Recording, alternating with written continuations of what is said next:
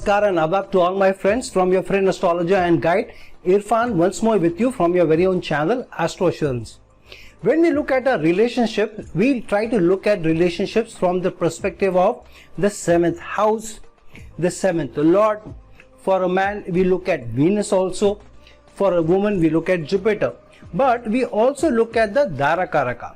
So now, which of these plays what role in our lives? So, should we look at more about the 7th house, or should we look more about the 7th lord? Should we look at Jupiter more? Should we look at Dharakaraka more for a woman? And for a man, Venus. So I want to give you some insights. How do you look at the relationship holistically, bringing all of these four together? So firstly, the 7th house is not so much about your spouse. The 7th house is about the relationship itself, the institution of marriage or partnership. So the 7th house, the dignity of the 7th house, the dignity of the situation of the 7th house, planets involved in the 7th house, place in the 7th house, aspecting the 7th house will tell you how the relationship will turn out. What is the condition of the relationship? Now, if the 7th house is about the condition of the relationship but not about the spouse, the 7th lord will tell you what is the dignity, condition, situation of the spouse. And wherever the 7th lord is placed, that also shows where the resource is coming from. What is the resource for marriage? The resource is the spouse. Where your husband is coming from, or where your spouse or your wife is coming from. So wherever the 7th lord is placed shows where the spouse is coming from, in relation to which area, getting connected to your social life, getting connected to some travels or education. And I've also done a video about this. Know where your spouse may be coming from and know more about the spouse in various details. So the 7th lord's placement will tell you where the spouse is coming from, what her or her career may be, and what will be the situation, or what the person will go through himself or herself based on what dignity the 7th house lord is placed. So if the 7th house lord is placed very well, then this spouse will go through a lot of goods. Challenge, the career may be good, challenges may be few. The person may be very good to look at, the person may be earning a lot of money, the person may come from a very affluent family. However, the 7th house will tell you, in spite of having such a good spouse, will the relationship survive, will the relationship remain intact, or will the relationship even fall? So if the 7th lord is very well placed, which means you may get a very good spouse, but if the 7th house has a lot of bad aspects, bad doshas in it, negative planets placed in it, then there may be a challenge where the relationship may go through ups and downs, and even maybe a breakup also. If both of them are going through some bad challenges and both of them are not very placed, then this is almost a relentless challenge that any relationship that you get into, it may be ending up in a problem. And that's why it said that if the 7th lord itself goes into the 6th house, and if there are malefics placed in the 7th house, then there is a challenge that the relationship may not even happen, or there may be issues in the relationship, or the relationship may even break up. And that's why horoscope matching is very important to let us know where the relationship may turn out, how it may go. So if the 7th house is about the situation of the union, the marriage, 7th lord is about where the spouse is coming from, in what dignity, in what situation the spouse may be, and what may happen to the spouse going forward, what the spouse's life may be, what ups and downs the spouse's life may go through. Then what is the meaning of the Karaka, Jupiter or Venus? So for a woman, Jupiter means how she sees her husband, how she sees her man, how does she relate to the man, how does she look at the man. And if Jupiter is well placed, which means that she also looks up to the man, she also looks up to her man as a support, she also has a strong connection with the man. So if Jupiter is placed, say for example in the 11th house, in good dignity, that also means that she also looks at gains from the man. She also has a lot of wishes and desires from the man, because Jupiter is going into the 11th house of wishes and desires, and 5th from the 7th house, and is placed in good dignity, which also means that there could also be a social connection to where her husband may be coming from, or she may be also be looking at her husband as a good friend also, because Jupiter is going into the 11th house of friends. So 7th house is about the condition, situation, about the marriage. Seventh Lord is about where the spouse is coming from, what the spouse may be doing, what the spouse may be all about, what are the ups and downs in the spouse's life. Jupiter may be, or the when you're looking at from the woman's perspective, how she looks at her man, how she looks at what the man is providing to her, how she looks at the relationship itself. For the man, it is about, depending on how Venus is and what dignity it is, where it is placed, how he looks at the woman in his life. And both of them may be looking at each other differently. For the woman may be looking at her man as somebody she has a commitment to, she has to be loyal to that person. She may be looking at the relationship as an equal. Man may be looking at his Venus differently. He may be thinking that spouse has to serve me, spouse has to do more for me. He may be coming from a more orthodox school of thought. So when you look at 7th house, 7th Lord and Jupiter or Venus, we look at situation of the marriage, where the spouse is coming from, what is happening to the spouse, and how are the man and woman looking at each other. Then what about the Dharakaraka? What is the role the Dharakaraka is playing? The Dharakaraka's role is about, it is validating what will eventually be happening to the relationship and what the person will be looking at the relationship from what perspective, and overall what will be the qualities and characteristics of the spouse, what will eventually happen in the relationship, or what is the probability or higher probability of where the relationship may be ending up. So Dharakaraka is more about the person, not about the situation or the relationship. Why? Because the Karakas are Karakas of individuals. That's why Atma Karaka is about the soul, the Matru Karaka is more about the mother, so Dharakaraka is about the spouse, the man or woman in your life. So the Dharakaraka is a representative of how the spouse will be, what will be the characteristics of the spouse, what will be the personality of the spouse, and what will you eventually do with the spouse, or what the spouse will eventually do to you. It's more about the person, less about the marriage itself. So let's jump into an example of looking at holistically 7th house, 7th Lord, Jupiter and Dharakaraka from a woman's perspective. And before I get into the horoscope, let me just tell you the background to what we are looking at. I had also talked about this to some extent in yesterday's video. So the background is this: there is a couple who have met each other in Europe. I don't want to give you the exact country. Let's say they have met each other in France. Both of them go there for studies. Both of them meet each other, fall in love, and then they continue to stay in France, and they are also working in France. The girl or the lady is not from France, she's from some other country, some Asian country. The man is from some breakaway country, which was the breakaway country from Soviet Union, which means one of the erstwhile countries which got disconnected from Soviet Union and became an independent country. And so that person, the man comes from a very affluent political family, but he doesn't like the political scenario so much in his country, and because his spouse is settled in Europe, in France, he also settles there. They marry, and within the first 2-3 years they also have 2 children, and because they are working, the man also calls his mother over. So the mother comes there and stays there, taking care of the children.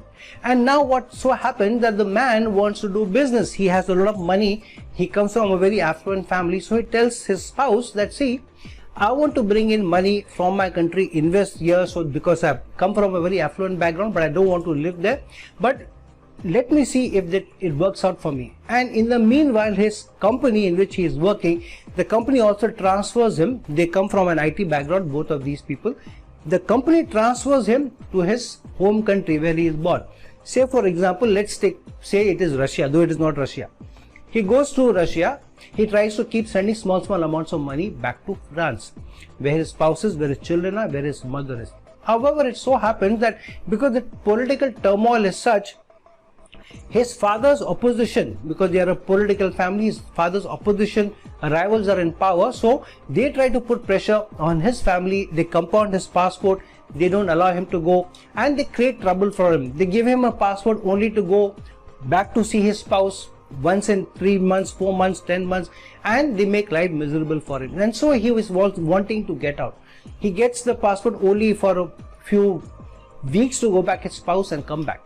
Because they want to trouble him, they want to keep the political pressure on him and his family. Now, because the man is not able to go back to his family so often, the woman then finds somebody who's not from a career, but the person is from a forestry department. So she meets somebody who's a local, who's from France, and that person is from the Ministry of Environment Forestry Department. She finds him attractive, and she starts to have a relationship on the side, a clandestine relationship. And so it works. The relationship goes on for a year, while the man, her husband, is not able to come so often. And when he is able to come hardly for a few days, few weeks, and goes back. So, but the wife feels that this may not go on, her clandestine affair may not go on for long. So after a year, she breaks it off. And because she also feels her mother-in-law, the mother of her husband, is also getting suspicious. So she breaks off the relationship, but she keeps pestering her husband, please come back. But he's still not able to. He's taking time. So he tells her, why don't you come to my country, because it may be difficult for me to send money from here, and we can have a good life. But she keeps pushing him back. She says, no, I want to live in France. I don't like your country. And so it so happens, after she is done with the first affair, she is broken off, she meets another man, again from more or less the same background as the first clandestine affair of hers. The second man she meets, that person also come from an environmental background, something again related to forestry. So she likes the second man also, but she's scared to let go of this man because she feels that her relationship with the husband is not going anywhere, and she has got some emotional attachment to the second person. So she gives an ultimatum to her husband. She says, see, if you don't come here within a few months and we are not able to start a life again, then I'm going to say bye-bye. I'm not wanting to be in this relationship anymore. She also tells the husband that, see, I'm trying to see if there is any astrological remedy through which we are able to sort these issues out, whether we will be able to get back together, we will not be able to get back together. Then she gets in touch with me and she asks me about what is happening, why she not able to get back to husband is not able to come there, are they meant to be together or not, or why she again and again getting in touch with these people who she got in touch through two affairs of her, and why are they coming from a similar background? Is there a karmic thread that she's attached to them? Is there something more to it? Is that the life she has to follow? Is that what is going to be eventually of her life? So I looked at her horoscope and I saw her placements, which I'm going to discuss, but I told her that, see, it is up to you what you want to do in your life. I will not tell you what's going to happen. Well, I can tell you what may happen. So she asked me that the second relationship that she is going through, will that succeed? Will she be happy in the relationship? And if that happens, what will happen to her children? I told her that, see, if she gets into a second relationship, she will have to let go of the children. The children will not be with her. So she has to decide between her family on one side and the second man who she is now in love with and who she wants to be with. She asked me just one question: will my children be happy if I let go of them? I said, looking at a horoscope and looking at a husband's horoscope, absolutely they'll be doing good, and you may not be able to meet with them as often, but you will be connected to them in some way or the other. She said, okay, let me think about it. Now it so happened that the husband, he asked her, who is this astrologer that you're going to? So she tells him about me. He gets in touch with me and he asked me that he thinks that his wife is having an affair somewhere outside of their relationship, who is in France, and he asked me, is there a chance that this is happening? Because he feels that he doesn't get enough time to go back. He goes to France once in 10 months, 15 months sometimes. He goes there for a very short period of time, but the love and affection that the spouse should show to him and the intimacy that she should be looking forward to, that is missing. So he says that the intimacy is missing. There seems to be no romance, no love. What is happening? Is my wife having an affair? So now I can't tell my client confidentiality what is happening. I just told him this: why don't you ask your wife and ask her what does she want to do? Maybe she'll open up and she will talk to you, because I see this relationship going south, not sustaining if you both don't work on it. This man says, okay, I'll talk to my spouse. But I knew, looking at her horoscope and a Navamsa, what is eventually going to happen. So what eventually happened? This man went to his spouse, he confronted her and he asked her what is going on. So she said, okay, this is the truth. I was in the relationship earlier also, I broke that off. Now I'm in another relationship, I want to be with that man.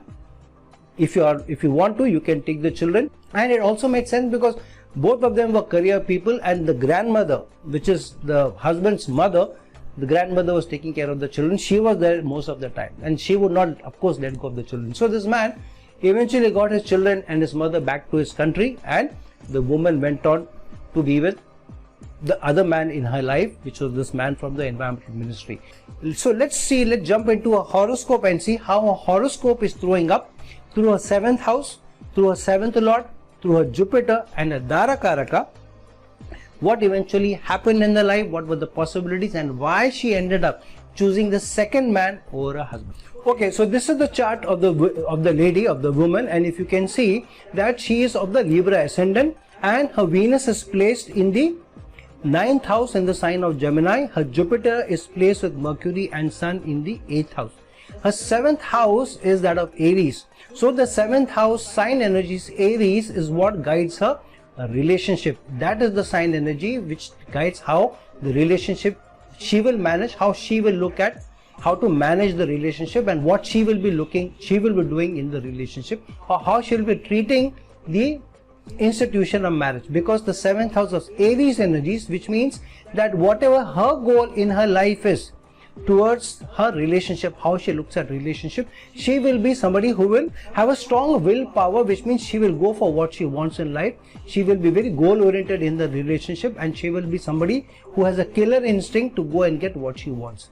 Now this is the 7th house sign energies, and because the 7th house has no planet in it, the aspects on the 7th house will determine how the relationship will turn out to be. Now because her moon is placed in the Lagna, which also means that she is pretty good looking, and moon is aspecting a 7th house, and because the benefic is aspecting a 7th house but it is moon, it shows that her mental makeup will eventually keep the house of institution of marriage, or will break her relationship based on her mental makeup, her emotional status. So based on her emotional status, what decision she takes, that will end up keeping a relationship or breaking a relationship. And this is very important also because her moon is in the Lagna but in the sign of Libra, which is also the sign of relationship and aspecting a 7th house. How the relationship will eventually turn out, whether it will remain stable or not, whether it will be good or not, will end up how she looks at the relationship emotionally. Now what is happening to the 7th lord, which determines what is the condition of a spouse, where the spouse is coming from, what is happening to the spouse, what is the ups and downs the spouse will go through.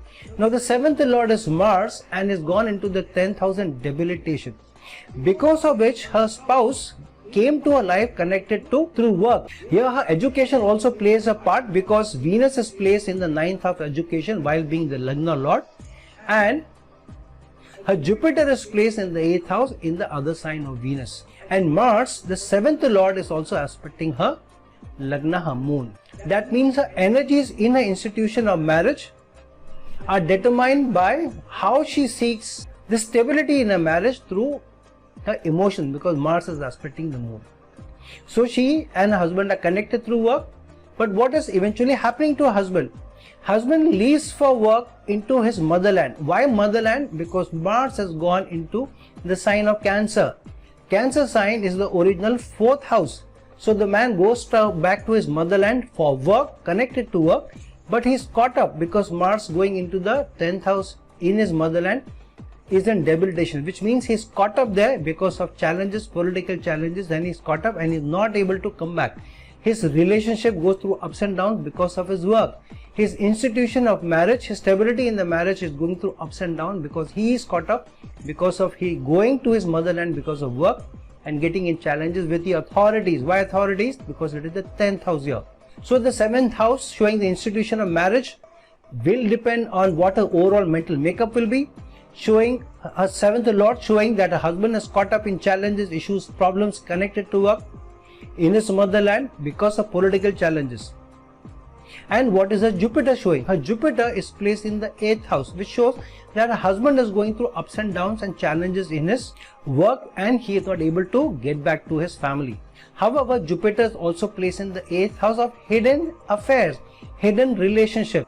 Why hidden relationship? Because it is the 8th house and the 8th lord Venus is under the aspect from Rahu, from the 5th house of romance, which means she gets into a love relationship through a romantic relationship with an outsider, which is represented by Rahu, because Rahu is aspecting Venus, and because Jupiter is placed in the 8th house in the sign related to Venus, so she has a hidden clandestine affair with another man who's a foreigner. But how is the forest department getting connected? One, Rahu also represents forest, seclusion, and here the 12th lord of seclusion, forest, Mercury, is placed in the 8th house along with Jupiter. Mercury is also about greenery, it's all forest also green, and Mercury is ruling the 12th house of forest. So she gets into a clandestine affair with not one but two people who are connected to the environmental ministry, to the forestry ministry. And through this affair, the relationship goes through a challenge. But what will she be doing? Which means she looks at her relationship through emotional perspective.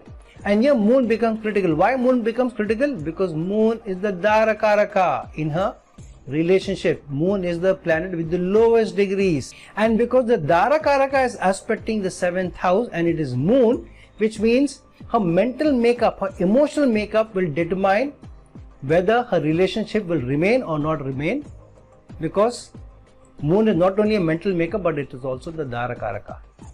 Now how did I know what is the final thing she will already take and what is the decision she will take? Because of what is seen in a Navamsa. In a Navamsa, Moon and Rahu are placed together, but in the sign of Scorpio. Scorpio sign has the 8th house energies, and her Moon is again aspected by Mars from the 10th house, and Mars here is placed with Jupiter. So her need for intimacy, her need for love and affection, and a killer instinct to go and get what she wants from her husband makes her eventually decide in favor of a foreigner. Because if you see all of them, the three relationships got into one after the other foreigners. Her husband came from another country, from her place of birth. The first person that she had a relationship with also was a local, was from the country where she was working. He was not from a country of birth. Then the third relationship who she got in touch with again was a foreigner, again not from a country of birth. So she eventually decides to go with the man who she met in a foreign land, but through a hidden affair. Why hidden affair? Because Scorpio energies are involved here and Mars is aspecting Rahu and Moon. So eventually her emotional thought process took over. Emotionally, who she was connected with? Not with the husband. She was emotionally connected with the second man who also was from the environmental ministry, and she went with him. And here, why strongly it is denoting somebody who was maybe connected to foreign lands and maybe forest? Because here Venus is ruling the 12th house and placed in an exaltation sign in the 5th house of romance, which means she meets somebody who is working in the ministry of forest, and that romance is eventually the one who succeeds because Venus is exalted in the 5th house of romance. So romance takes over, and Rahu is aspecting Venus again in her Navamsa chart. So she goes with the emotional makeup with that person who is a foreigner, who is connected to the 12th house of forest. Rahu is aspecting the 12th lord in an exaltation sign, and Mars is aspecting Moon and Rahu in the Lagna, which means eventually, because Ketu is placed in the 7th house, which means she is not able to give enough to her relationship. She becomes more selfish in a relationship because Rahu and Moon are placed together, and she eventually decides to be with the man she loves, who she has an affair with, rather than choosing a husband. And this is also very important because Moon is placed in the nakshatra of Chitra, ruled by Mars. So Mars is the overlying energy in a horoscope. Mars, the killer instinct, which also is the 7th lord energy, determines how she takes most of the decisions in her life, and most of them are connected to her emotional makeup.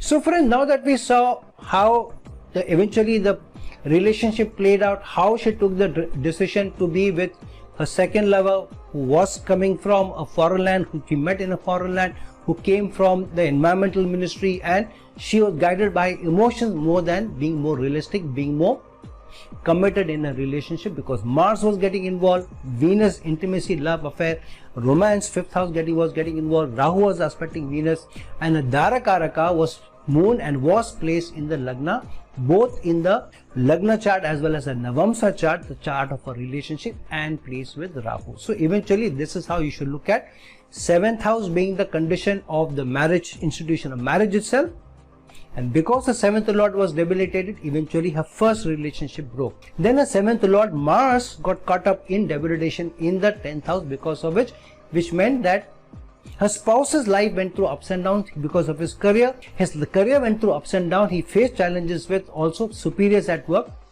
authority figures at work, and because of which eventually his life was going through lots of ups and downs as seen through her chart. Then her Jupiter was showed that how she looked at Jupiter through a perspective of intimacy, through a perspective of emotions, that she wanted to be connected. So eventually when she decided in the favor of that Jupiter who she was connected to through her affair, because the Dharakaraka moon was also playing a strong hand because of aspecting the 7th house and placed with Rahu in the Navamsa. So overall the Dharakaraka showed how her relationship will be with the spouse, with the person. It is not so about the marriage institution, but about the person. So she selected that person who she was emotionally connected with, who came in from a foreign background, hidden background, because moon is in Scorpio in the Navamsa chart, and she chose that relationship over her committed relationship, even over her children. So friends, that's how you should look at the 4 entities which determine your relationship: the 7th house, the 7th lord, Jupiter for the woman, Venus for the man, and the Dharakaraka. So friends, like this video, share this video, and if you're looking for a personal consultation from me, please reach out to me at the links given below. Till some other time with some other video, this is your friend astrologer and guide Irfan signing off. Ciao.